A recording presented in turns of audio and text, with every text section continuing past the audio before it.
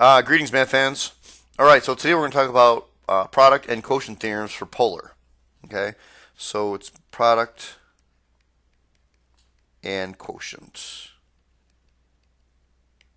theorems. All right, and the first one we're going to do is we're going to talk about product, of course, being multiplication. Okay, all right, so let's do a rectangular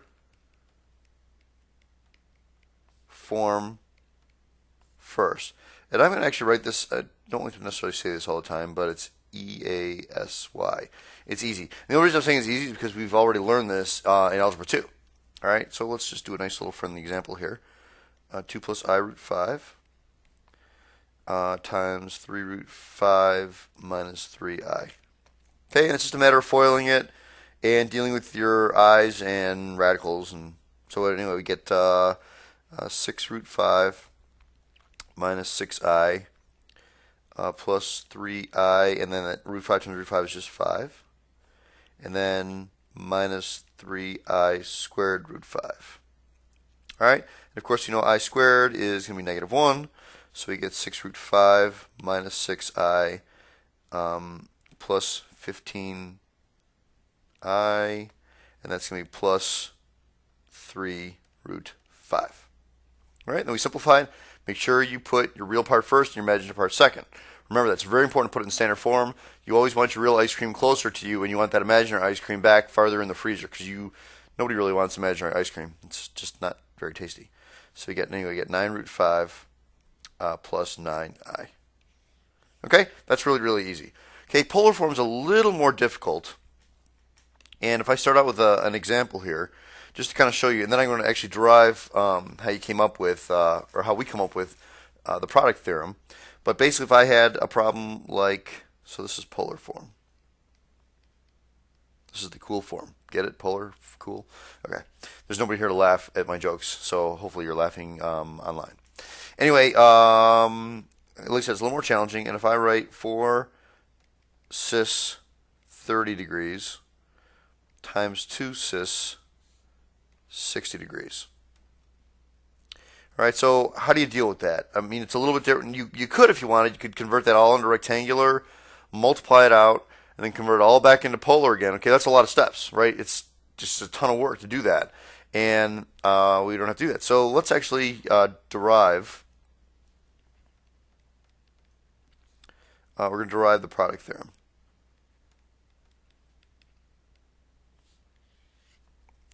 All right. So basically what we have is R1 times, I'm going to write everything out here because we need to, cosine of theta 1 plus I sine of theta 1 times R2 times cosine of theta 2 plus I sine of theta 2. All right. And of course the R1 and the R2, just multiply those together. So it's R1 times R2. That's kind of all by itself here. All right, the rest of it we got to FOIL out. So if I FOIL it out, I get cosine theta 1, cosine theta 2, plus, and I'm going to put the I first just to keep that in front, plus I cosine of theta 1, sine of theta 2, plus I, and then sine of theta 1, cosine of theta 2. Hopefully you left enough room on your paper here. I'm kind of going crooked, but that's okay. Just turn your computer a little bit. And then plus I squared sine of theta 1, sine of theta 2. Okay, that's kind of large looking. Okay, but this is the deal, math fans. If you look at these, we can kind of group a couple things together. All right, the one thing we can group together is, let me do it in red here. I have cosine of theta 1, cosine theta 2, and, well, actually, even before here, I forgot to do one thing. It said I squared, I'm going to change that to minus. So this is minus 1, or minus sine theta 1, sine theta 2, okay?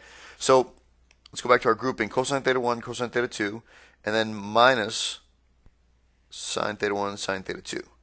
Now, you guys should kind of recognize this as one of our past identities that we learned, okay? And that's actually a cosine sum.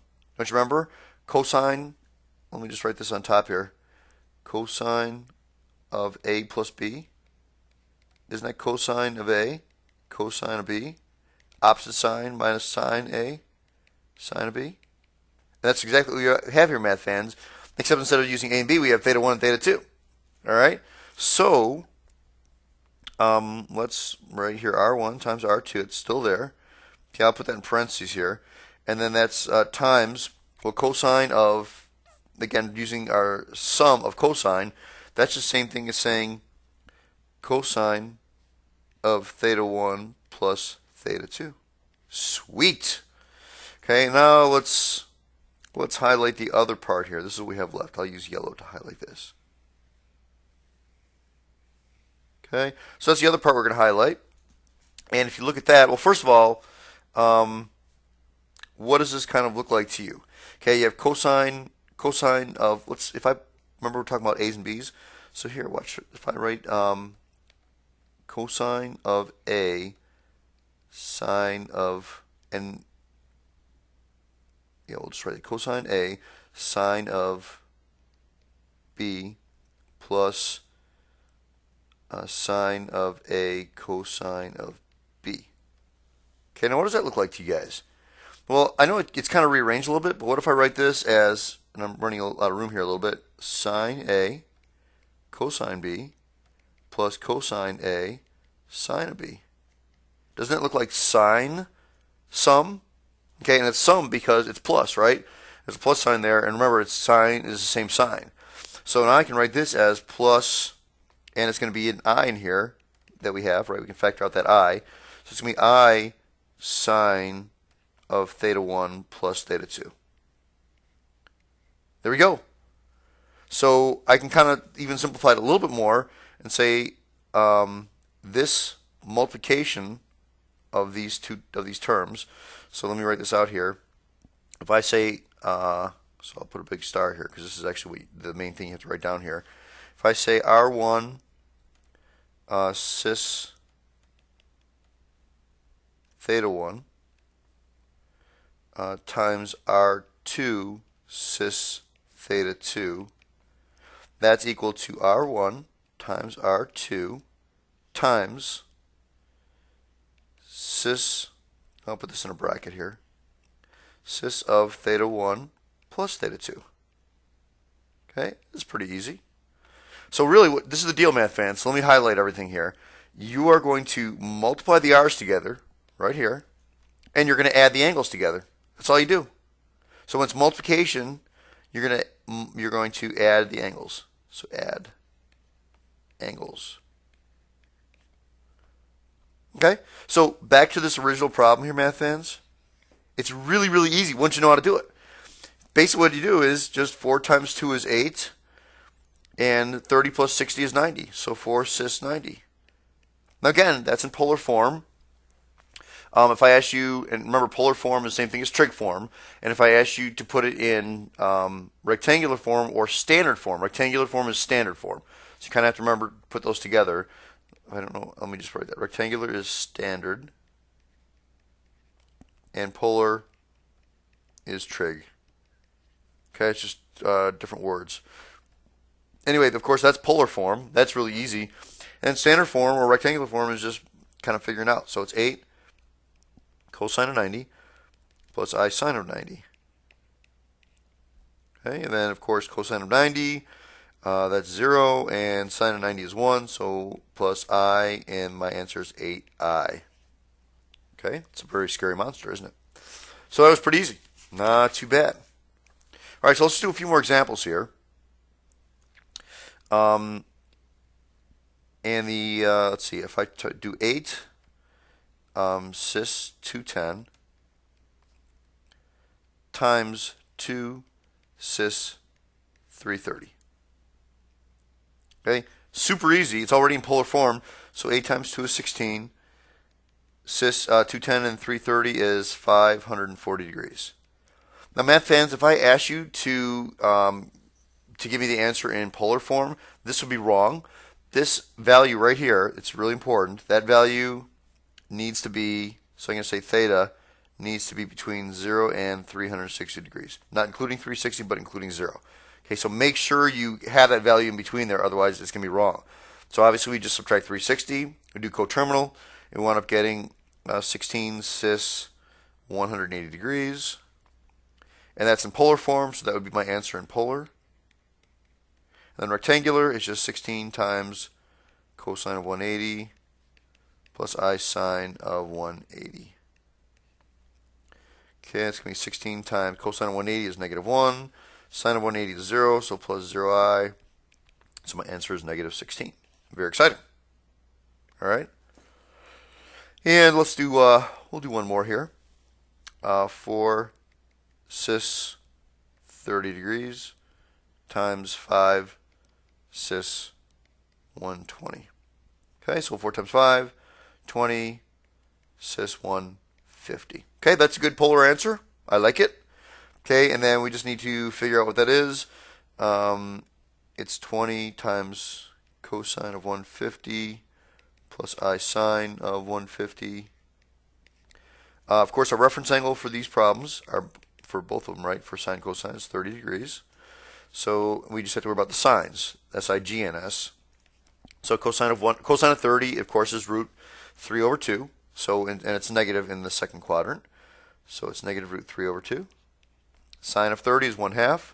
It's positive there, so it's plus I over 2, right? Or 1/2 I, either way you look at it. All right, and then we multiply that out and simplify. We end up getting negative 10 root 3 plus 10i. Ooh, more i's than the last problem. It's even more scary. Okay? Not too shabby. All right, let's do quotient now.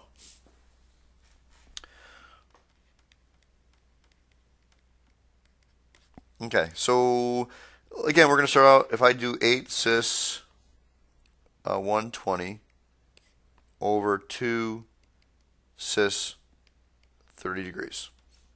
Okay, well, let's see. It's actually pretty easy. But let's derive it.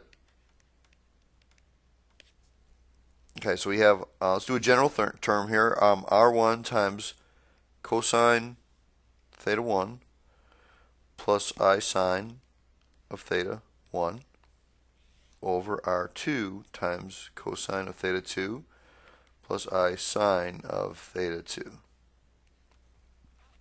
Now, whenever you have an I in the denominator, can't have that because that's really saying you having a radical 1 or radical negative 1 in the denominator. You're not allowed to have radicals in the denominator, so in order to get rid of that, you have to multiply by its rhymes with schmonjugate. Oh, you got it. Good. Conjugate. Okay, so let's do that. So it's going to be cosine of theta 2 minus I sine of theta 2 all over cosine theta 2 minus I sine of theta 2. Okay? Again, that's the conjugate. All right, so the top, again, this is really easy. It's R1 over R2, so let's keep that separate. R1 over R2. And let's just do the rest. So the top is going to give us cosine, so it's times cosine of theta 1, cosine of theta 2. I'm just doing FOIL on top here, right? Okay, minus cosine of theta 1, I sine of theta 2. Could have put that I in the front, but that's, let's do that. Put the I in the front, okay? Just makes it a little bit easier to kind of keep things consistent. Okay, plus I sine of theta 1, cosine of theta 2, and then minus I squared sine of theta 1, sine of theta 2. Wow, okay. And that's my numerator. My denominator is actually kind of nice because the whole point of multiplying by the conjugate is it's kind of like a difference of two squares. Things cancel out. And sure enough, if I would FOIL that, I get cosine squared of theta 2. And outside is minus I sine theta, or cosine theta 2 minus I sine theta 2. Inside is plus I sine of theta 2 cosine theta 2. So that cancels out. And then our last term is minus I squared sine of theta 2. Okay. Look at this. Very fine right here. Minus I squared. So it's plus 1, right? I squared is negative 1, so it's plus 1. So look what I have in the bottom. This is very exciting, math fans. I just have 1, because isn't cosine squared plus sine squared equal to 1? Sweet. Okay, so we're going to group some of this top stuff together now. And we kind of have some similar stuff here, math fans. If I group this right here, and, well, once again, this is minus I squared, so it's like saying plus sine theta 1, sine theta 2. Okay, so I can group this guy together. Now, what does that look like? It's cosine theta 1, cosine theta 2, plus sine theta 1, sine theta 2. So this is actually just like cosine before, except now it's not cosine of theta, or cosine of A plus B, it's opposite sign. So it's cosine of A minus B. So we can write this as, instead of A, we're using theta 1 and theta 2, right? So cosine of theta 1 minus theta 2. Sweet. Okay, and then let's group these guys together.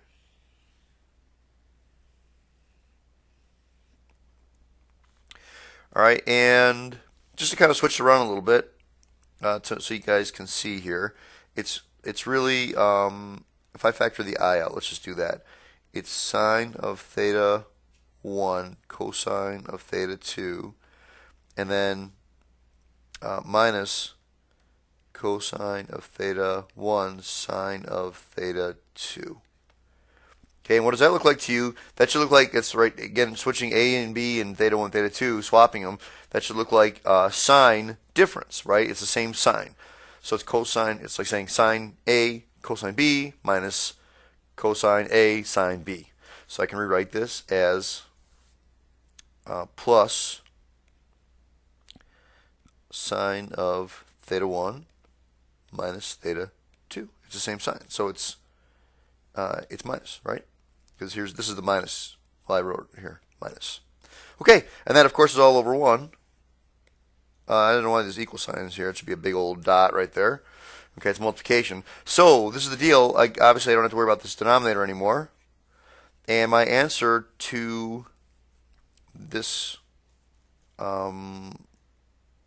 quotient, so let's just write this out. R1 cis theta 1 over R2 cis theta 2. Now let's put a little star next to this because you know this is important. This is our quotient theorem, is equal to R1 over R2. And what do you do with the angles this time? It's going to be cis of theta 1 minus theta 2. So this is the deal, math fans. This you just divide. These two here you subtract. So if it's division like this, you subtract the angles, top minus the bottom. So top minus the bottom. Okay? And if it's multiplication, you add the angles. It's really easy. Okay? Super easy. So let's look at this top one that I did here. First example, 8 divided by 2, that's 4. And cis 120 over cis 30, we subtract the angles. So it's going to be cis 90. That's our polar form, math fans. Okay, and then of course, rectangular form is 4 times cosine of 90 plus I sine of 90. And that's going to be 4. Cosine of 90 is 0. Sine of 90 is 1. So it's 4i. Okay, the silk glasses, I think 4 i's, right? Sweet. Okay, so that's really not too bad. And again, that's just that's using, using product and quotient to simplify things if it's in polar form. All right. So let me do a couple more examples now with this because I'd like to just show a few more here. If I said 3 cis 305 degrees over 9 cis 65 degrees. Well, of course, it's just 3 9s, which is 1/3. And it's cis, it's 305 minus 65, which is 240 degrees. Okay, and that's, again, this is polar form. This is an acceptable value for polar. It's between 0 and 360, not including 360. And then I want to put it in rectangular. It's 1/3 times cosine of 240 plus I sine of 240. Okay, so we know we're in this quadrant right here, right? Our reference angle is 240 minus 180, which is 60 degrees. That just kind of helps us figure sine and cosine. They're both negative here. All right, so it's 1/3. Cosine of 60 is 1/2, so it's negative 1/2. And sine of 60 is root 3 over 2, but it's negative root 3 over 2. Okay, distribute the 1/3. We get negative 1/6 minus I root 3 over 6. Notice again it's in standard form with the real part first and the imaginary part second. All right, it's pretty mellow. Let's do a kind of a fancy schmancy problem here, math fans. If I gave this to you in rectangular form, which is 8 over root 3 plus I. All right, and I asked you to divide that out to simplify it. I'm going to show you one way to do it, and then I'm going to show you another way to do it. Well, first, I'm going to convert this. Convert this to polar. All right, it's really pretty easy to do that.